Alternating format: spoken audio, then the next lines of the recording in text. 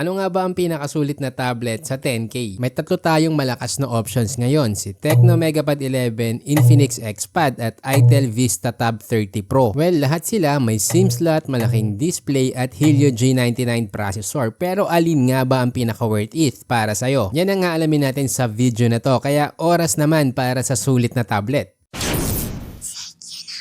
Unahin na natin si Tecno Megapad 11. Kung gusto mo ng tablet na balance for both entertainment at work, swak to. Dahil merong 11-inch Full HD Plus display na may 90Hz refresh rate, kaya smooth ang panonood ng Netflix or mag-scroll sa Facebook. Quad speakers pa, so mas enjoyable ang panonood ng K-drama or YouTube. Plus, may SIM slot, kaya pwede kang mag-messenger or mag-zoom kahit walang wifi. Ito ay may SRP na 10,199 pesos. Ngayon, kung gusto mo ng medyo mas mura pero ayaw mo magpatalo sa features, nandito si Infinix XPad. Halos same specs, Helio G99, 11-inch Full HD Plus, 90Hz display, 8GB RAM at 256GB storage. Pero mas mura siya at 9,499 lang. Ang simpleng paliwanag dito, mas maliit ang battery niya at 7,000 mAh lang, pero binawi naman sa Dolby Atmos audio at immersive na sound. May OTG pa at face unlock. Kung tutuusin, sulit na sulit siya kung entertainment at casual gaming lang ang habol mo. Kung productivity naman ang priority mo, check mo si Itel Vista Tab 30 Pro. Siya lang dito ang may 13-inch 2K display, kaya mas fit para sa multitasking, reading documents o Canva editing. May mabibili ka ring keyboard at stylus na perfect kung pang school, work o presentation ng habol mo. Lahat naman to pwede mong lagyan ng keyboard, pero para sa akin mas bagay talaga siya sa Vista Tab 30 Pro dahil nga may kalakihan yung screen. Ang downside lang, naka 60Hz refresh rate, so hindi kasing smooth ng dalawang nauna. Pero bawi naman sa 10,000 mAh battery, kaya kung marathon user ka, walang problema. Ito ay may SRP na 10,199